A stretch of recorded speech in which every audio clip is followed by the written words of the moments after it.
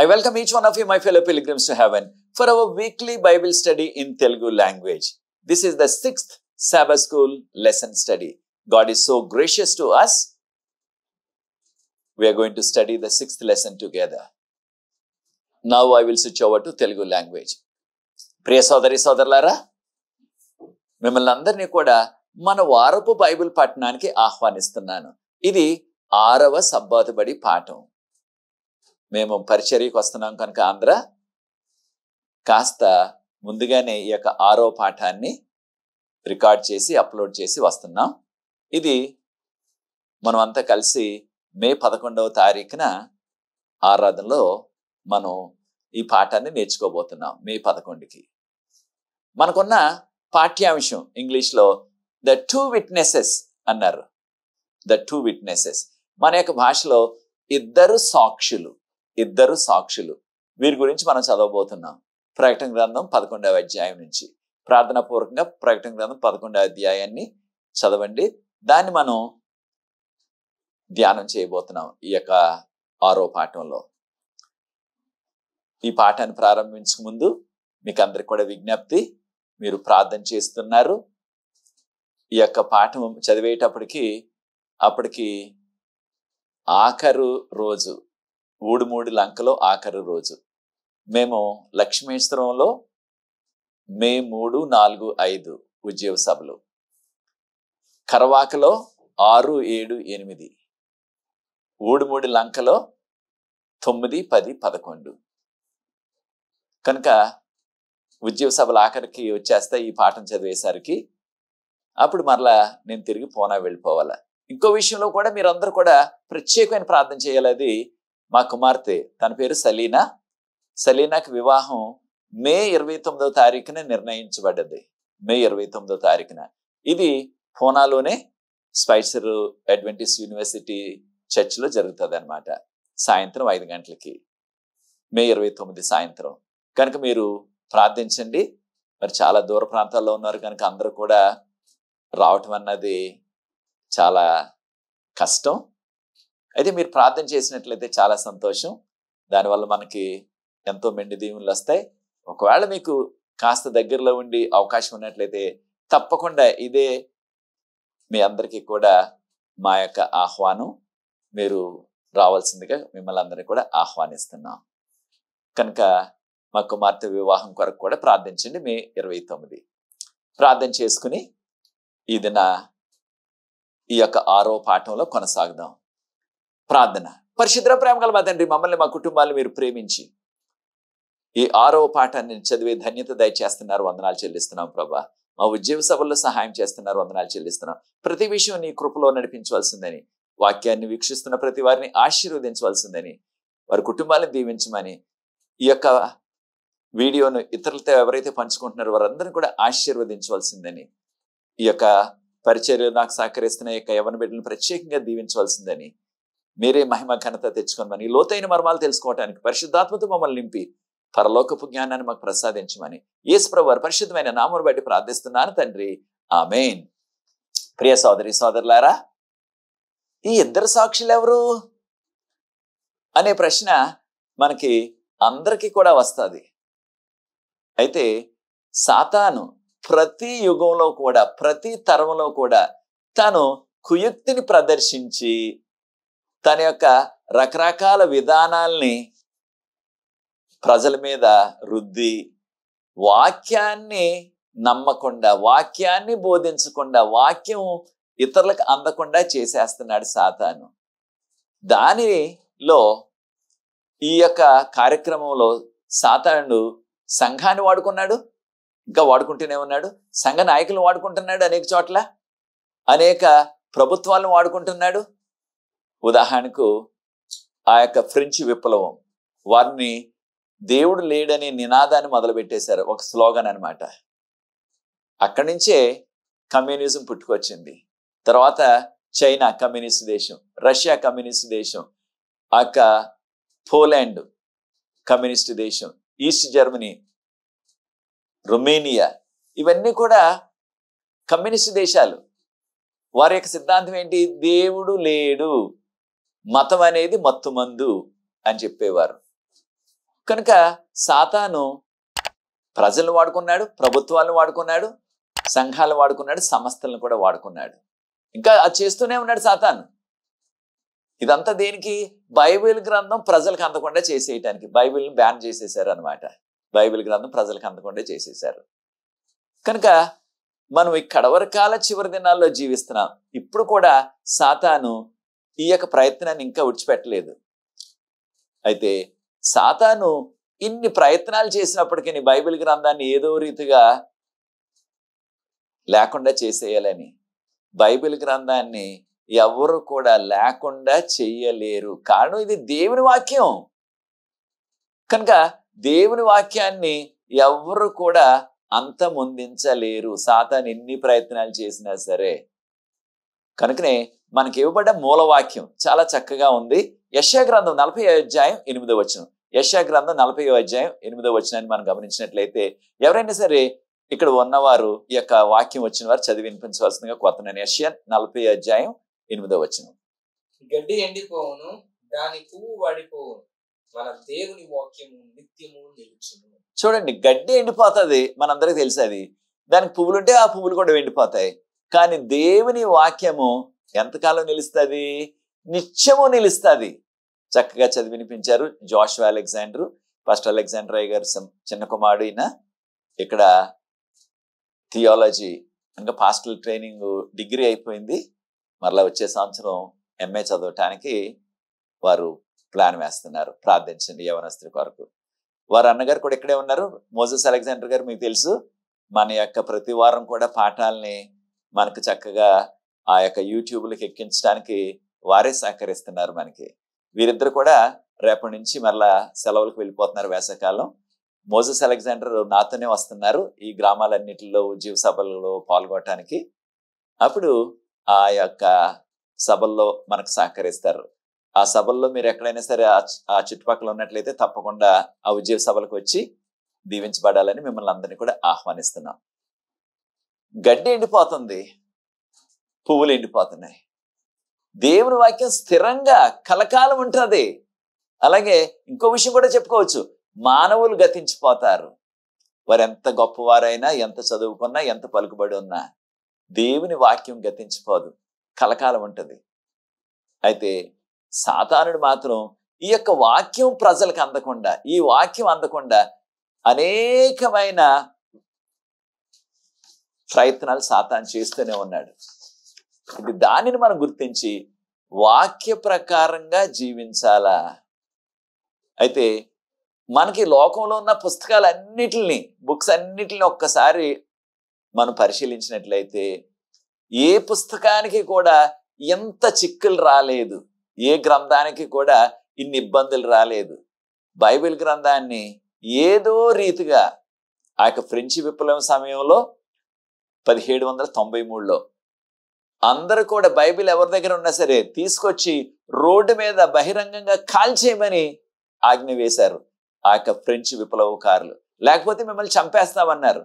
వారి ప్రాణాలకి కొంతమంది భయపడి, మరణానికి భయపడి,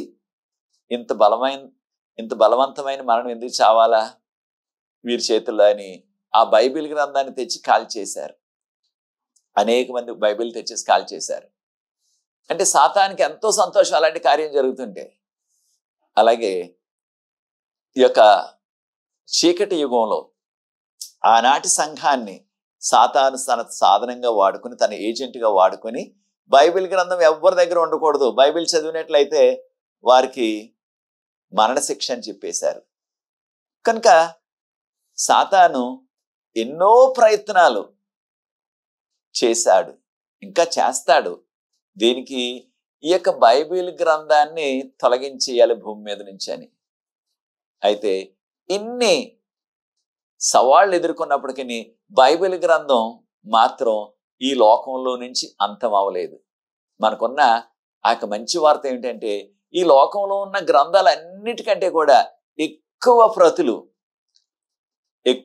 ప్రింట్ అయ్యి అమ్మబడుతున్న గ్రంథం బైబిల్ గ్రంథం. ఎక్కువ ప్రతి సంవత్సరం కూడా. ఇక దానికి దగ్గరలో ఏ గ్రంథం కూడా లేదు, పలానా గ్రంథం దాదాపుగా బైబిల్ లాగా ఎక్కువ అమ్మబడుతుంది, అనేకమైన లక్షల కాపీలు అమ్మబడుతున్నాయి లోకంలో అన్న దాఖలాలు లేవు మనకు. బైబిల్ గ్రంథమే చూచారా?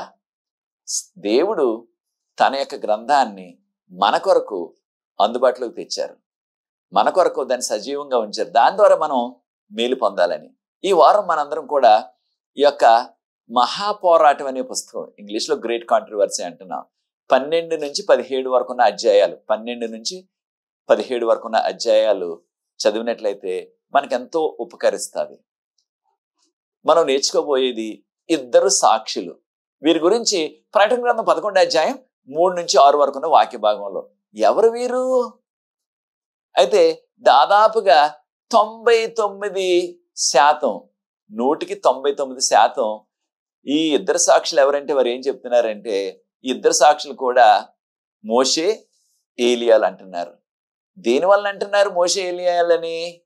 దాదాపు క్రైస్తవ లోకం అంతా అదే చెప్తున్నారు. కానీ అది సరికాదు. వాక్యపు వెలుగులో పోల్చి చూసినట్లయితే ఇక మోషే గారిని ఏలియా గారిని ఈ ఇద్దరు సాక్షులతో పోల్చకూడదు. దీనివల్ల మీకు వివరాలు అందిస్తాను. అయితే మోషే ఏలియాని ఎందుకు అంటున్నారు అంటే, దీనిలో మనం చదివినట్లయితే ప్రకటన గ్రంథం 11వ అధ్యాయం 3 నుంచి 6 వరకు ఉన్న వాక్య భాగంలో వారు అంటే ఇద్దరు సాక్షులు ఒకరనమాట, ఆకాశాన్ని మూసేసి వర్షం కురవకుండా 3.5 సంవత్సరాలు చేశాడు ఆయన అనగా సాక్షి చేశాడు అది అని చెప్పబడ్డది. మరి 3.5 సంవత్సరాలు వర్షం కురవకుండా ఉండాలని ఎవరు చెప్పారు? ఆ విధంగా వర్షం కురవకుండా ఎవరు చేశారు అంటే మనందరికీ తెలిసి ఏలియా ప్రవక్త గారు. ఈ విషయాన్ని మనం మొదటి రాజులు 17-18 అధ్యాయాలు ప్రార్థనాపూర్వకంగా మీకు సమయం ఉన్నప్పుడు చదవండి. ఆయన ఎప్పుడైతే ప్రార్థించారో 3.5 సంవత్సరాలు వర్షమే కురవలేదు అసలు. ఏలియా ప్రవక్త గారు దేనివల్ల చేశారు అంత అద్భుతాన్ని? 3.5 సంవత్సరాలు వర్షం కురవకుండా చేసేశారు ప్రార్థన చేసి. అది ఆయనలో ఉన్న సొంత శక్తి కాదు, అది దేవుడిచ్చిన శక్తి, దేవుని యొక్క మాట వల్ల జరిగింది అదంతా కూడా. కనుక ఆ అద్భుతం 3.5 సంవత్సరాలు వర్షం కురవకుండా, తర్వాత ఆయన మరలా ప్రార్థన చేయగా 3.5 సంవత్సరాల తర్వాత వెంటనే వర్షం వచ్చేసింది. యాకోబు పత్రిక 5వ అధ్యాయం 17వ వచనంలో. కనుక ఇదంతా కూడా దేవుని యొక్క మాట ద్వారా ఆయన చేసిన అద్భుతం, ఆయన సొంత మాట కాదు. ఆయన సొంత మాటలో ఆ శక్తి ఎక్కడ వస్తుంది? మోషే గారు కూడా ఆ యొక్క ఈజిప్ట్ లో నైల్ నదిలో ఉన్న నీరంతా కూడా దేవుడే చెప్పారు అలా చేయమని, అంతా కూడా నీరు రక్తంగా అయిపోయింది. ఈ 2 విషయాలు జ్ఞాపకం చేసుకొని 99% క్రైస్తవులు ఇది ఏలియా మోషేలు అన్నట్టుగా వారు ఊహిస్తున్నారు. కానీ ఇక్కడ ఇవ్వబడ్డ వివరాలు కాస్త మనం లోతుగా ఆలోచించినట్లయితే ఎక్కడ ప్రకటన గ్రంథంలో 11వ అధ్యాయంలో 3 నుంచి 6 వరకు ఉన్నది. ఈ యొక్క ఇద్దరు సాక్షుల్ని 2 దీపస్తంభాలు, 2 దీపాలుగా పోల్చారు. 2 లైట్స్, ఇంగ్లీష్లో 2 లైట్స్, 2 దీపాలతో పోల్చారు. ప్రకటన గ్రంథం 11వ అధ్యాయం 4వ వచనంలో ఈ విషయాలు చదువుతున్నాం. అదే రీతిగా వీరిని 2 ఒలీవ చెట్లతో పోల్చారు. ఒలీవ చెట్లు దేనికి? ఒలీవ చెట్టు ద్వారా వారికి ఒలీవ నూనె, ఆ ఒలీవ నూనెతోనే దేవుని యొక్క మందిరంలో ఉన్న దీపాలు రోజు కూడా వెలిగించేవారు. కనుక 2 దీపాలు 2 ఒలీవ చెట్లు అని చెప్పబడ్డది. ఎవరు? ఇద్దరు సాక్షులు కూడా.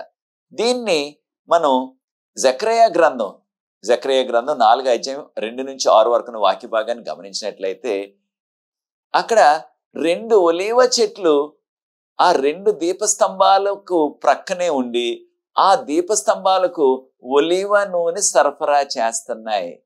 ఒలీవ నూనె దేనికి సాదృశ్యం? ఎవరికి సాదృశ్యం అంటే ఖచ్చితంగా పరిశుద్ధాత్మకి సాదృశ్యం ఒలీవ నూనె. ఆ ఒలీవ నూనె ద్వారా అనగా పరిశుద్ధాత్మని యొక్క శక్తి వలన ఈ యొక్క మానవులు దేవుని కొరకు సాక్ష్యం ఇచ్చారు. అయితే వీరిద్దరు కూడా మనకి చెప్పబడింది ఏంటంటే, ఎంతకాలం వారు పరిచర్య చేశారు అన్నట్లయితే వీరిద్దరు కూడా 1260 దినాలు పరిచర్య చేశారని చెప్పబడ్డది. అయితే లైట్ని అనగా వెలుగును, ఆ దీపాన్ని దేనితో పోల్చారు, ఎవరితో పోల్చారు బైబిల్ గ్రంథంలో? కీర్తన 119:5 119 కీర్తన అంటే 119 కీర్తన 105 ఇక్కడ నీ వాక్యము నా పాదములకు దీపము, నా త్రోవకు వెలుగునై ఉన్నది. కనుక ఇక్కడ చెప్పబడిన దీపము మనకి ఈ యొక్క పాపలోకంలో మన ఆధ్యాత్మిక త్రోవకు వెలుగుగా ఉంటుందన్నమాట. వెలుగు ఎవరు? యేసు ప్రభువారే వెలుగు. ప్రభువారే చెప్పారు కదా, నేను లోకమునకు వెలుగై ఉన్నాను అన్నారు యోహాను సువార్త 8:12. కనుక ప్రియ సోదరి సోదరులారా, ఇక్కడ చెప్పబడిన ఈ 2 దీపాలు, ఈ 2 లైట్లు కూడా అవి మనుషులకు కాదు పోలిక, మనుషులతో పోల్చకూడదు, కానీ వాక్యంతో పోల్చాల. నీ వాక్యము నా పాదములకు దీపము. మరి 2 దీపాలు ఏంటి, 2 లైట్లు ఏంటి అనే ప్రశ్న వెంటనే వస్తుంది. మనకు బైబిల్ గ్రంథంలో 2 భాగాలు ఉన్నాయి, పాత నిబంధన, క్రొత్త నిబంధన. పాత నిబంధన ఒక లైటు, క్రొత్త నిబంధన 2వ లైటు. కనుక ఇద్దరు సాక్షులు కూడా మానవులు కాదు, బైబిల్ గ్రంథం అన్నమాట. బైబిల్ గ్రంథమే ఆయన కొరకు సాక్ష్యం ఇస్తుంది. ఇంకో విషయాన్ని కూడా మనం గమనించాలా, వీరిద్దరు కూడా 1260 దినాలు వారు సాక్ష్యం ఇచ్చి పరిచర్య చేశారని చెప్పబడ్డది. గోనెపట్ట కట్టుకుని. గోనెపట్ట ఎప్పుడు కట్టుకునేవారు? పాత నిబంధనలో ఎవరైతే ఎక్కువగా దుఃఖంలో ఉన్నట్లయితే, ముఖ్యంగా వారి కుటుంబంలో ఎవరైనా చనిపోయినట్లయితే వారు గోనెపట్ట కట్టుకునేవారు. ఇంగ్లీష్లో శాక్ క్లాత్ అంటున్నాం. ఎవరైనా ఆ వీధుల్లో గోనెపట్ట కట్టుకుని వెళ్తుంటే వారు మనకు చెప్పవసరం లేదు మా ఇంట్లో ఎవరో చనిపోయారని. ఆ గోనెపట్ట కట్టుకున్న వాళ్ళని చూస్తేనే తెలిసిపోయేది అనమాట, వీరింట్లో ఎవరో చనిపోయారు. అందుకని వీరు ఆ యొక్క దుఃఖాన్ని తెలియజేయటానికి గోనెపట్టని వస్త్రంగా ధరించారని. కనుక వీరెంతో దుఃఖంతో చేస్తున్నారు. కారణం ఏంటి? 1260 దినాలు అన్నారు. బైబిల్ గ్రంథంలో ముఖ్యంగా దానియేలు ప్రకటనలో ఈ ప్రవచనాల్లో ఒక దినం అంటే మనం 1 సంవత్సరం అని అర్థం చేసుకోవాలా. ఎలాగా? దేన్ని బట్టి మనం అర్థం చేసుకోవాలంటే సంఖ్యాకాండం 14:34 సంఖ్యాకాండం 14:34 మనం గమనించినట్లయితే వారు 40 దినాల ప్రయాణాన్ని, 40 దినాల్లో వెళ్ళిపోవాలి విశ్వాసంతో, ఆ 40 దినాల ప్రయాణాన్ని 40 సంవత్సరాలుగా మార్చేశారు ప్రభు. దేనికి? వారి యొక్క అవిధేయతను బట్టి, వారి యొక్క తిరుగుబాటును బట్టి. కనుక 1 దినాన్ని 1 సంవత్సరంగా మార్చేశారు ప్రభు. కనుకనే ఆ యొక్క అరణ్యంలో 40 సంవత్సరాలు తిరిగారు అక్కడే. కనుక ఇక్కడ 1260 దినాలంటే 1260 సంవత్సరాలు అన్నమాట. మనందరికి తెలిసిన రీతిగా మోషే గారు 1260 సంవత్సరాలు జీవించారా? లేనే లేదు. 120 ఆయన జీవించింది, చనిపోయారు. అలాగే ఏలియా ప్రవక్త గారు, ఆయన కూడా ఆయన పరలోకానికి ఎత్తబడే సమయానికి ఆయనకి దాదాపు ఒక 50-60 సంవత్సరాలు అంతే, అంతకు మించి ఎక్కువ లేవు ఆయనకి.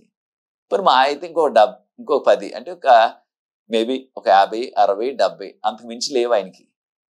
అయితే వీళ్ళిద్దరు వయసులు కలిపి లెక్కెట్టినా సరే 1260 రాదు.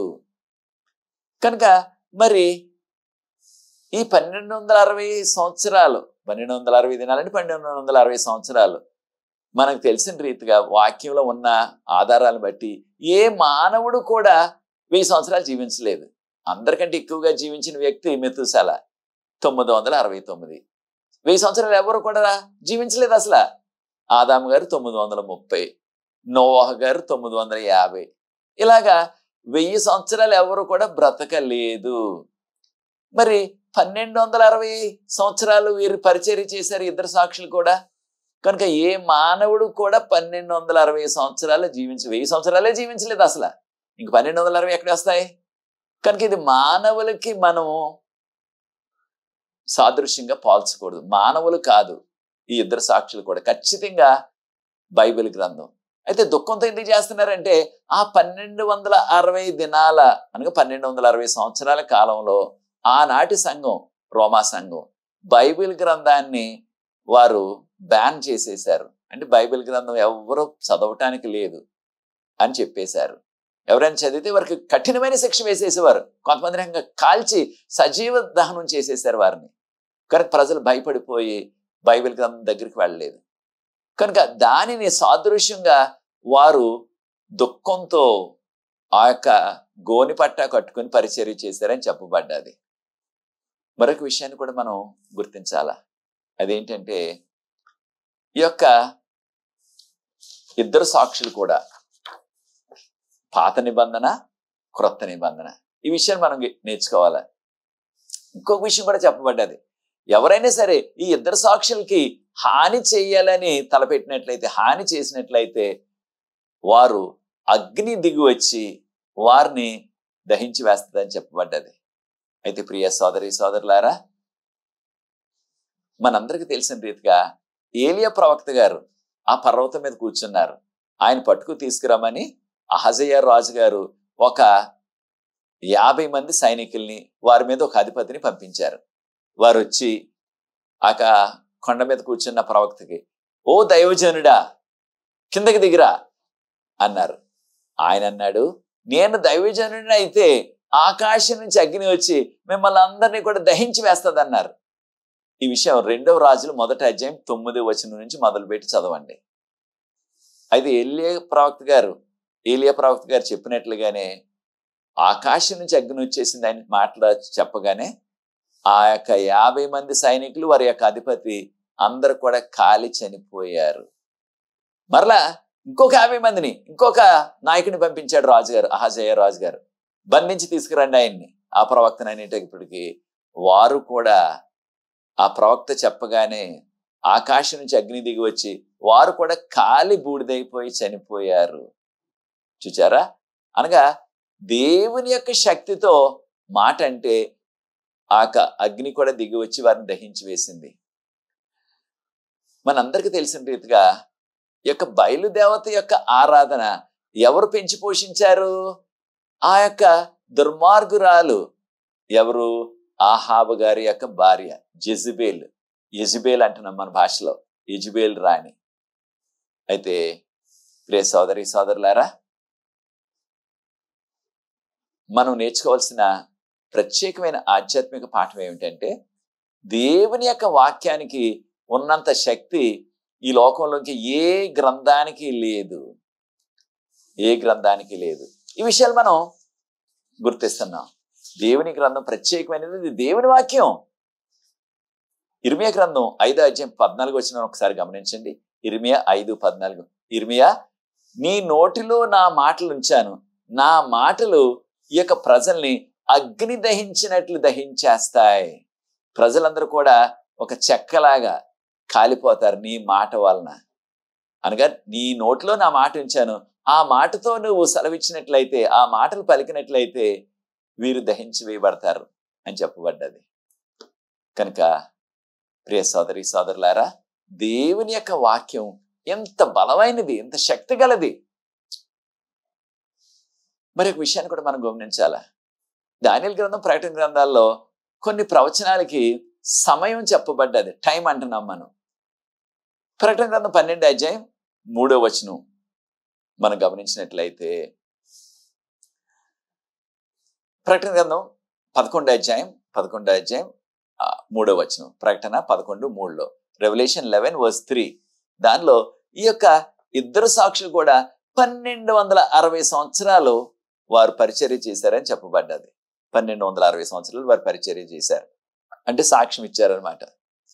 ఇదే విషయాన్ని 1260 గురించి ప్రకటన 12వ అధ్యాయం 5-6 వచనాలు, ప్రకటన 12వ అధ్యాయం 14 నుంచి 15 వచనాలు కూడా ఈ 1260 దినాల గురించి చెప్పబడ్డది. ఇదే విషయాన్ని దానియేలు గ్రంథంలో కూడా, దానియేలు గ్రంథం 7వ అధ్యాయం 25వ వచనంలో సమయం అనగా కాలము, కాలములు, అర్ధకాలం, ఇంగ్లీష్లో times and half A time అన్నారు, లేదా డివైడింగ్ ఆఫ్ ఏ టైం అన్నారు.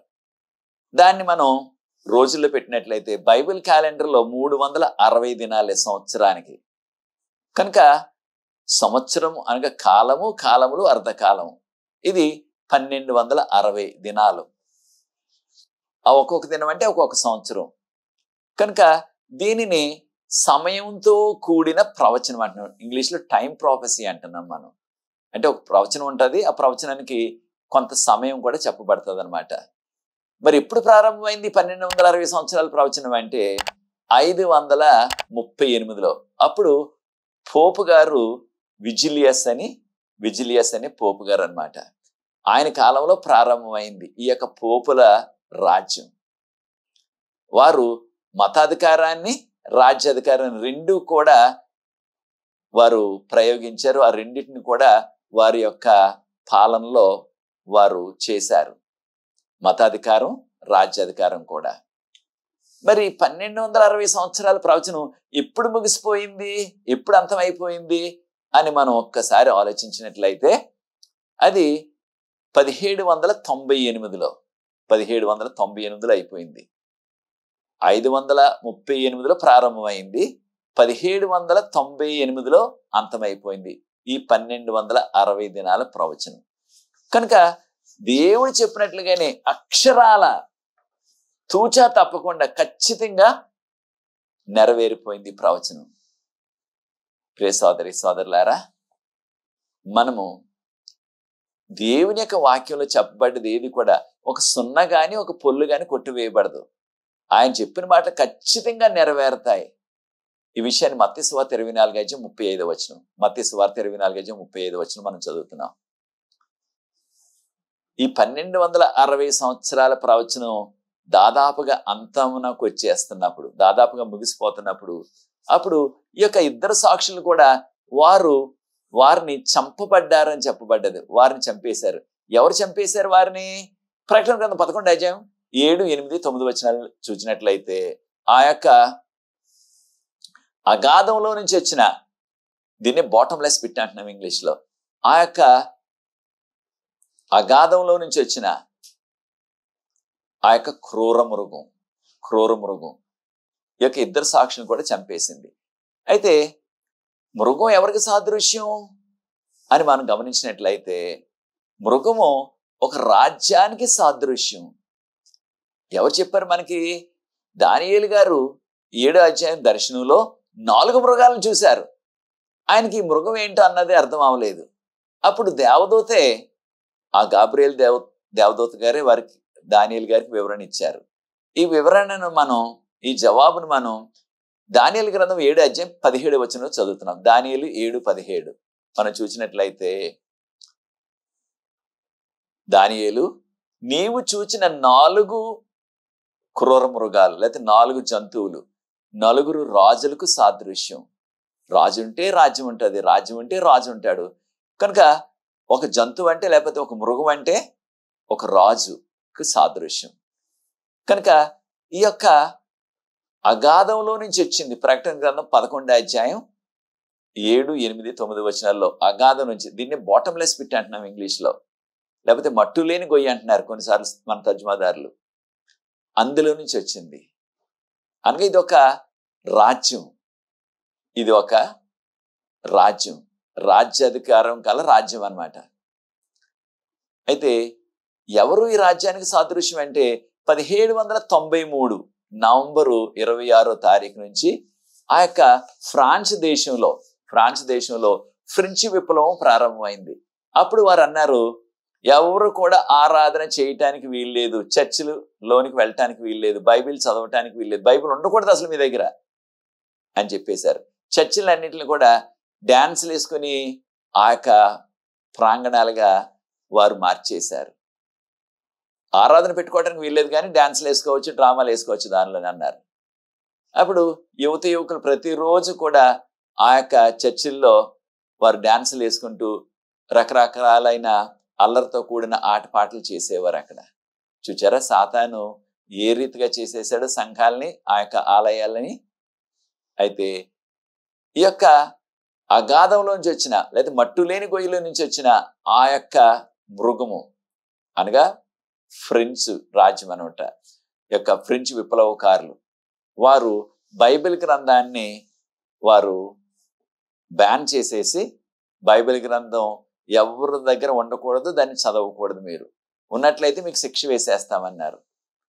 ఇంకా ఏం చెప్పారు, మీ దగ్గర ఉన్న బైబిల్ని తీసుకొచ్చి ఆ ప్యారిస్ నగరం వారి రాజధాని అనమాట, అక్కడ ఆ వీధుల్లో దాన్ని బహిరంగంగా అందరి ముందు కాల్చేయండి బైబిల్ గ్రంథం అన్నారు. చాలా మంది భయపడి ఆ బైబిల్ గ్రంథాన్ని కాల్చేశారు. దేనికి? ఆ యొక్క పాలకుల్ని మెప్పించడానికి, పాలకుల యొక్క మెప్పు పొందటానికి, పాలకుల యొక్క నమ్మకాన్ని వారు పొందటానికి.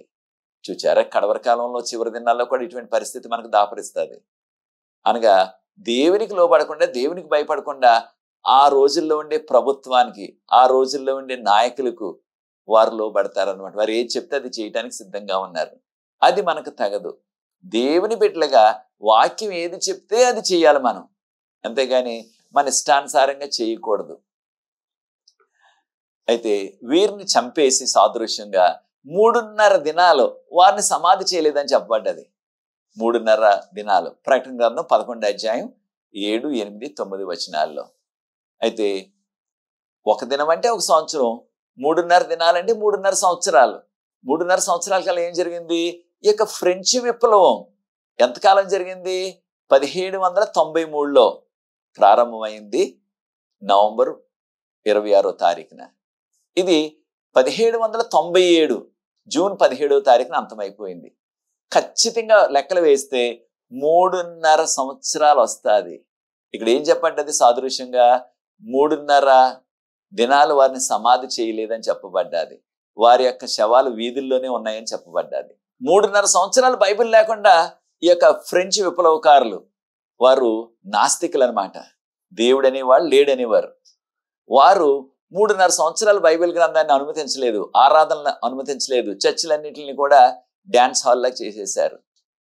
ఆ 3.5 సంవత్సరాల్లో దొంగతనాలు పెంచి పెరిగిపోయాయి, హత్యలు పెంచి పెరిగిపోయాయి. తర్వాత ఈ యొక్క అత్యాచారాలు కూడా పెరిగిపోయాయి. దీన్నే మనం ఇంగ్లీష్లో రేప్ అంటున్నాం. రేప్ కూడా చాలా ఎక్కువైపోయింది. అప్పుడు ఈ యొక్క సమస్యను ఆ యొక్క సమాజంలో అందరూ కూడా చర్చించుకుంటున్నారు. ఏంటి, ఇదివరకు ఇంత దారుణం లేదు, మనకి ఇన్ని దొంగతనాలు లేవు, ఇన్ని ఆ యొక్క నరహత్యలు లేవు, ఇన్ని అత్యాచారాలు లేవు, ఇన్ని వ్యభిచారాలు లేవు, ఎందుకు ఇలాగ అయిపోతుంది సమాజం అనగా వారు పార్లమెంట్లో కూడా చర్చించారు ఆ విషయాల్ని. దేనివలన మన యొక్క దేశం అంతా కూడా ఇలాగా మోరల్గా అంటే నైతికంగా ఇంత దిగజారిపోయింది ఏంటి 3.5 సంవత్సరాల్లో అనగానే వారిలో కొందరు అన్నారంట, మనం బైబిల్ గ్రంథాన్ని లేకుండా చేసేసాం, ఆరాధన లేకుండా చేసేసాం, కనుక మనుషులకి దేవుని భయం అన్నది పోయింది, దేవుని భయం లేదు ఇక. కనుక మరలా ఒకవేళ మనం ఆ యొక్క బైబిల్ గ్రంథాన్ని అనుమతించినట్లయితే అప్పుడు తప్పకుండా దేవుని భయముతో ప్రజలు దొంగతనం చేయటం, నరహత్య చేయటం, వ్యభిచారాలు చేయటం అవి తగ్గిస్తారు అనగానే ఆనాటి ఫ్రెంచ్ ప్రభుత్వం ఏం చేసిందంటే విప్లవకారులు, నాస్తికులు, సరే అయితే దాన్ని కూడా ఒకసారి మనం పరిశీలిద్దాం అనేసి బైబిల్ మళ్ళా అనుమతిస్తున్నాం, మేము ఆరాధన మీరు చర్చిల్లో జరుపుకోవచ్చు అని మరలా ప్రకటించారు. అనగా బైబిల్ ఏమైపోయింది అనమాట, 3.5 సంవత్సరాల తర్వాత మరలా బ్రతికింది. ఇక్కడ సాదృశ్యంగా చూడండి, ప్రకటన గ్రంథం 11వ అధ్యాయం 11వ వచనంలో ఆ చనిపోయిన 2 సాక్షులు కూడా వారి శవాలు ఆ వీధుల్లోనే ఉన్నాయి 3.5 రోజులు అన్నారు. 3.5 రోజులు అంటే 3.5 సంవత్సరాలు. తర్వాత అందరూ చూస్తుండగానే ఈ 3.5 దినాలు కూడా సమాధులు చేయకుండా చచ్చిపోయి పడి ఉన్న, సాదృశ్యంగా చచ్చిపడి ఉన్న వారి యొక్క శవాలు మరలా వారికి ప్రాణం వచ్చింది, వారు లేచారు, వారు ఆకాశంలోకి వెళ్ళిపోయారు. ఏకంగా వారు లేవటం చూసి అందరూ కూడా ఆశ్చర్యపడిపోయి భయపడిపోయారని చెప్పబడ్డది. అంతవరకు కూడా 3.5 దినాలు కూడా వీరు చచ్చిపోయి అక్కడ పడి ఉంటే సాదృశ్యంగా వారు ఒకరికొకరు బహుమతులు ఇచ్చుకున్నారు, బహుమతులు పంచుకున్నారని చెప్పబడ్డది. దీనివలన ఆ యొక్క ఫ్రెంచ్ విప్లవకారులు ఏం చెప్పారంటే, మనకున్న సమస్యలన్నిటికీ కూడా కారణం ఈ బైబిల్, ఇక క్రైస్తవ మతమే, దానివల్లే మనకి ఇన్ని సమస్యలు వచ్చేసాయి మన దేశంలో అన్నారు. నిజమే, ఆ రోజుల్లో అనేకమైన వారికి మతపరమైన సమస్యలు వచ్చేసాయి. వారికి సంవత్సరానికి 200 సెలవులు ఇచ్చేశారంట ఆనాటి సంఘం. 200 సెలవుల్లో అంటే దాదాపుగా వారంలో కొన్నిసార్లు సగం రోజులు సెలవే, కొన్నిసార్లు వారం అంతా సెలవే. ఏకంగా సెలవు రోజున వారికి పని లేదు, మరి పని లేకపోతే పేదలు ఎలా బ్రతుకుతారు? రెక్కాడితే గాని డొక్కాడదు వారికి. కనుక చాలా కష్టాలు పడ్డారు. ఈ కష్టాలన్నీ కూడా దేని వల్ల వచ్చాయి అనుకున్నారు?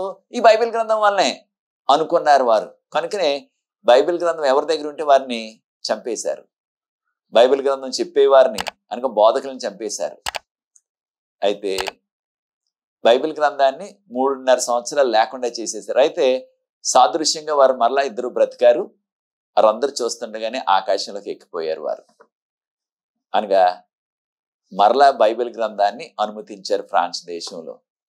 కనుక ప్రియ సోదరి సోదరులారా, చూడండి, దేవుని యొక్క వాక్యంలో ఆ వాక్యాన్ని అంతం చేసేయాలని సాతాను ఆ ఫ్రెంచ్ విప్లవకారులను వాడుకున్నప్పటికీ వారు ఎక్కువ కాలం దాన్ని చేయలేకపోయారు. మరలా బైబిల్ గ్రంథం తిరిగి వచ్చేసింది. చివరగా ప్రకటన గ్రంథం 11వ అధ్యాయం 15వ వచనం నుంచి గమనించినట్లయితే 7వ బూర మోగినప్పుడు ఏం జరుగుతుంది? 7వ బూర మోగినప్పుడు 7వ బూర మోగినప్పుడు 2వ రాకడ. ఈ దేశ రాజ్యాలన్నీ కూడా మన ప్రభువు చేతికి వచ్చేస్తాయి. కనుక 2వ రాకడ. ప్రభు నమ్ముకున్న వారు చనిపోయినప్పటికీ మరలా లేస్తారు. ప్రభు నమ్ముకుని జీవించున్నట్లయితే కన్నురెప్పపాట్లో వారికి మహిమ శరీరం వచ్చేస్తుంది. వారు మృత్యుంజయులు అవుతారు. చనిపోయిన వారు, బ్రతుకున్న వారికి మహిమ శరీరం వచ్చేస్తుంది కన్నురెప్పపాట్లో. వారందరినీ కలిసి దేవదూతలు వారి నలుమూలల నుంచి ప్రోగు వేసి ఈ భూమి మీద అనగా తూర్పు, పడమర, ఉత్తర, దక్షిణం, ఏ గ్రామంలో ఉన్నా, ఏ పట్టణంలో ఉన్నా, ఏ నగరంలో ఉన్నా చనిపోయిన వారు మహిమ శరీరంతో లేస్తున్నారు. బ్రతుకున్న వారు కన్నురెప్పపాట్లో మహిమ శరీరం వచ్చేస్తుంది. వారందరినీ దేవదూతలు ప్రోగు వేసి యేసు ప్రభుని కలుసుకోవడానికి మధ్యాకాశానికి తీసుకువెళ్తారు. యేసు ప్రభు 2వ రాకడలో మధ్యాకాశంలోనే ఉంటారు, క్రింద అడుగు పెట్టరు. ఎవరు చెప్పారు మనకి? 1 తెస్సలోనికీయులకు రాసిన పత్రిక 4వ అధ్యాయం 17-18 వచనాలు. కనుక యేసు ప్రభు వచ్చినప్పుడు భూమి మీద అడుగు పెట్టరు, ఆయన మధ్యాకాశంలో ఉంటారు. మధ్యాకాశంలో ఆయన కలుసుకోవటానికి దేవదూతలు మనం తీసుకెళ్తారని మత్తయి సువార్త 24వ అధ్యాయం 31వ వచనం చెప్పబడ్డది. మత్తయి సువార్త 24వ అధ్యాయం 31వ వచనంలో. కనుక ప్రియ సోదరి సోదరులారా, యోహాను గారి దర్శనంలో వచ్చింది ఏంటంటే ప్రకటన గ్రంథం 11వ అధ్యాయం 19వ వచనంలో, కాగా దేవాలయము తెరవబడెను. ఎక్కడ? పరలోకంలో. అప్పుడు ఆ పరలోకంలో ఉన్న దేవాలయంలో ఉన్న ఆ మందసపు పెట్టి కనపడ్డది ఆయనకి. ఏమున్నాయి మందసం పెట్టిలో? దేవుడు తన చేత్తో రాసిచ్చిన 10 ఆజ్ఞల పలకలు 2 కూడా ఉన్నాయి దానిలో. అనగా మనందరం గుర్తించవలసింది ఏమిటంటే మనం రక్షించబడేది యేసు ప్రభు కృప వల్లనే, విశ్వాసం ద్వారా. ఇక దానిలో ఏ విధమైన తేడా లేదు. మనం రక్షించబడుతున్నామంటే, మనం రక్షణ ఉన్నదంటే అది యేసు ప్రభు యొక్క ఉచితమైన కృప. మన విశ్వాసం ఉంటే అది మనకు కలుగుతుంది.